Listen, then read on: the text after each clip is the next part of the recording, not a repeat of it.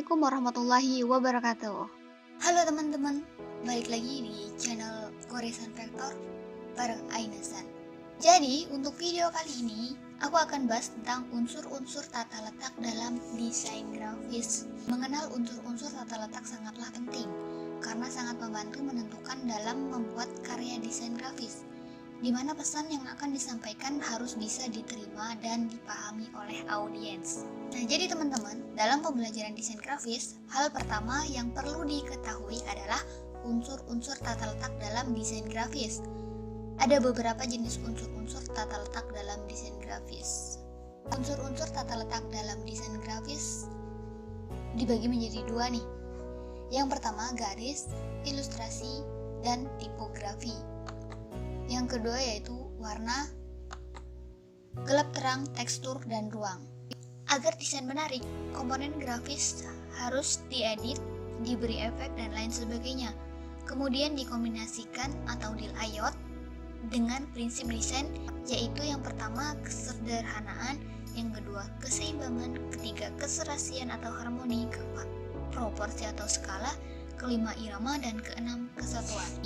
Oke, unsur desain grafis yang pertama yaitu garis. Nah, garis ini merupakan rangkaian yang tersusun dari titik-titik yang menyambung dengan kerapatan tertentu. Garis memiliki sifat memanjang dan memiliki arah tertentu. Walaupun memiliki unsur ketebalan, namun sifat yang paling menonjol adalah dimensi panjangnya, sehingga sering disebut sebagai unsur satu dimensi. Untuk membuat garis pada Adobe Photoshop dapat menggunakan Line Tool, dan untuk membuat garis pada CorelDRAW dapat menggunakan Freehand Tool atau tekan F5 pada keyboard. Jadi teman-teman, sifat atau karakter garis dalam hubungannya sebagai elemen tata letak garis memiliki kemampuan untuk membangkitkan suasana atau menciptakan suatu kesan tertentu, sehingga segala rasa yang muncul dalam proses mendesain dapat memanifestasikan ke dalam bentuk-bentuk garis yang berbeda. Berikut ini akan aku sampaikan beberapa jenis garis beserta kesan yang ditimbulkan. Nah, di sini aku akan kasih tahu cara membuat garis di CorelDRAW. Nah, yang pertama yaitu kita pilih dulu Freehand Tool atau F5 tadi ya. Lalu pilih yang 2 point line. Kita bikin garis lurus vertikal yang dimana garis lurus vertikal ini memiliki sifat atau karakter berkesan stabil atau statis, tenang, kekuatan atau kemegahan. Untuk mengatur ketebalan garis dapat menggunakan outline pen atau dengan menekan F12. Yang selanjutnya yaitu garis horizontal. Nah, garis horizontal ini memiliki sifat atau karakter yang dapat mengungkapkan kesan tenang dan wawasan luas. Yang selanjutnya yaitu garis putus-putus yang memiliki sifat dapat mengungkapkan kesan gerak dan gelisah. Nah, jadi untuk membuat garis putus-putus, nah kita pilih yang di sini. Oke, yang selanjutnya yaitu membuat garis silang atau diagonal. Garis silang atau diagonal ini memiliki sifat yang dapat mengungkapkan kesan gerak, ringan dinamis, tenang, dan ragu. Nah, untuk membuat garis silang kita bisa copy dari garis diagonal, klik kanan copy dan klik kanan lagi paste, atau bisa juga tekan Ctrl C dan Ctrl V di keyboard.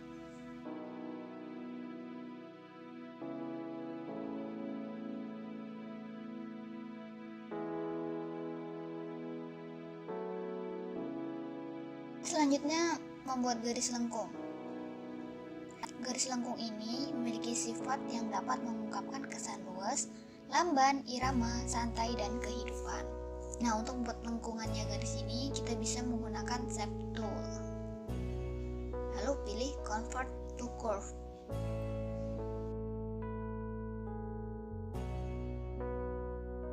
Oke, selanjutnya garis zigzag. Garis zigzag ini memiliki sifat atau karakter yang berkesan gairah, semangat, dinamika atau gerak cepat. Nah, untuk membuat garis zigzag ini juga menggunakan shape tool, lalu klik 2 kali untuk membuat garis tetap tenang dan angkat ke atas. Klik 2 kali lagi untuk narik ke bawah, klik 2 kali lagi untuk ke atas, dan klik 2 kali untuk ke bawah. Jadi untuk kliknya biar gak berubah-ubah, kliknya 2 kali.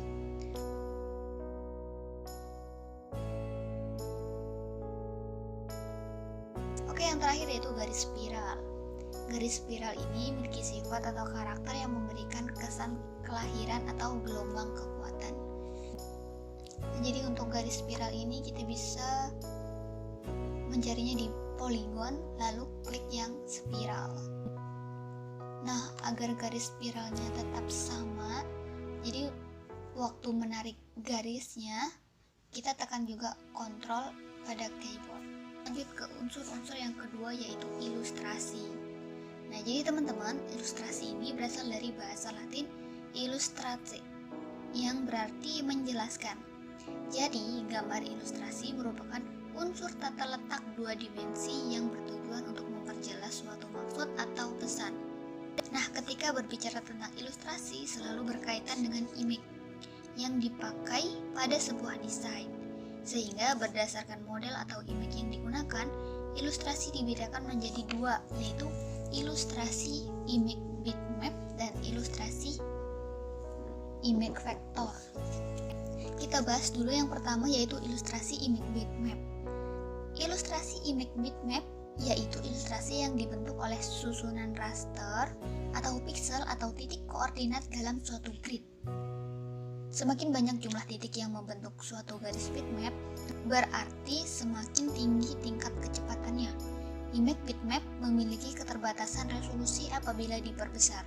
Ketajaman warna dan detail gambar pada tampilan bitmap tergantung pada banyaknya piksel, warna, dan resolusi yang membentuk gambar tersebut.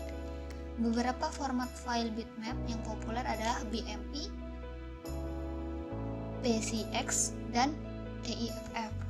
Nah, jadi kita bisa lihat perbedaan vektor dan bitmap ini. Yang kedua yaitu ilustrasi image vector. Ilustrasi image vector yaitu ilustrasi yang dibentuk oleh serangkaian instruksi matematis yang dijabarkan dalam bentuk garis dan bagian-bagian lain yang saling berhubungan dalam sebuah gambar. Ukuran file relatif kecil dan dapat diubah dalam bentuk logo, animasi, ilustrasi, kartun, clip art, dan sebagainya.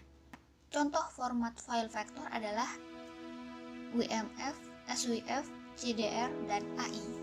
Untuk membuat ilustrasi pada gambar yang sudah ada, kita bisa memasukkannya ke dalam aplikasi CorelDRAW dengan cara tekan icon import atau Ctrl I pada keyboard. Untuk aplikasi Photoshop kita bisa menemukannya di file, lalu ada import. Oke, yang selanjutnya yaitu tipografi. Jadi teman-teman, tipografi ini merupakan unsur tata letak yang berfungsi untuk menyampaikan pesan tertentu dan menciptakan kesan tertentu, sehingga susunan tata letak dapat terlihat menarik serta pesan yang disampaikan juga bisa diterima dengan jelas bagi yang melihatnya. Dari artinya, tipografi adalah suatu ilmu dalam memilih dan menata huruf dengan pengaturan penyebarannya pada ruang-ruang yang tersedia. Oke, selanjutnya kita ke bagian yang kedua, yaitu ada warna, gelap terang, tekstur, dan ruang. Yang pertama adalah warna. Jadi teman-teman, unsur tata letak berikutnya ini adalah warna. Sejak kecil kita sudah mengenal warna, mulai bisa membedakan warna-warna yang menarik pada mainan yang kita miliki. Warna yang mencolok akan menarik perhatian, sehingga warna merupakan unsur tata letak yang paling menonjol dalam menarik perhatian bagi yang melihatnya. Untuk mengisikan warna pada objek dengan menggunakan aplikasi CorelDRAW dapat menggunakan perintah Uniform Fill untuk warna solid serta Fontaine Fill untuk warna gradasi. Bisa juga dengan klik kanan pada palet warna sebelah kanan. Nah, untuk mengisikan warna pada objek menggunakan Adobe Photoshop, dapat menggunakan gradient tool atau menggunakan color editor pada Adobe Photoshop yang berada di sebelah kanan. Oke, selanjutnya yaitu gelap terang. Dalam tata letak desain grafis, gelap terang dapat berfungsi untuk beberapa hal. Misalnya, menampilkan kesan mendalam, membuat efek benda 3 dimensi, dan untuk memperjelas kontras. Dengan adanya unsur gelap terang, sebuah visual akan terlihat dramatis sehingga dapat menambah kesan bagi yang melihatnya. Gelap terang dalam karya desain grafis dapat diciptakan dengan pengaturan intensitas warna dan dapat pula diciptakan dengan menggunakan efek-efek khusus. Oke, selanjutnya yaitu tekstur. Tekstur ini merupakan sifat permukaan sebuah benda. Jadi sifat permukaan benda dapat berkesan halus, kasar, kusam, mengkilap, licin, berpori, dan sebagainya. Tekstur sering dipakai untuk lebih menguatkan karakter sebuah bidang. Dengan menciptakan tekstur tertentu akan lebih menguatkan pesan yang ingin disampaikan, sehingga karya desain akan lebih menjadi artistik. Nah, pada Adobe Photoshop, tekstur dapat dibuat dengan terlebih dahulu membuat objek bebas, kemudian klik filter, tekstur. Oke, yang terakhir yaitu ruang atau space. Dengan menghayati sebuah karya desain grafis akan timbul ruang-ruang di dalamnya. Dengan adanya benda atau unsur garis pada sebuah bidang, maka akan terlihat adanya ruang. Misalnya ruang yang ada di sekeliling benda, ruang yang terbentuk dengan adanya garis di sekelilingnya, adanya bidang dengan warna tertentu, ruang di sekitar teks, dan lain sebagainya.